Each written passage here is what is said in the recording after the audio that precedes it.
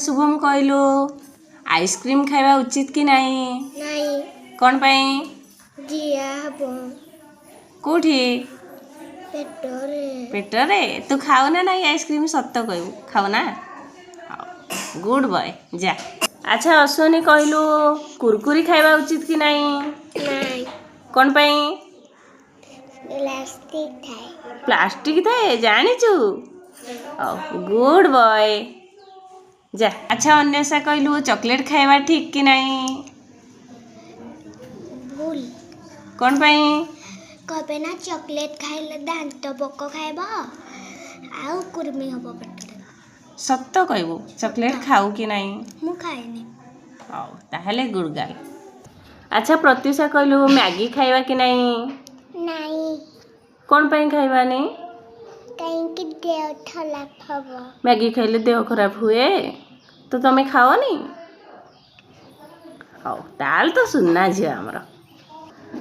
अच्छा तमन्ना कहलु छोट पिला चा पीवा उचित कि नहीं? नहीं कौन पाई? ए हला दिया खलाप हबो। तू चा पीऊ कि नहीं रे माँ? जमा पीऊ ना आउ घर लोक जाचंती नी?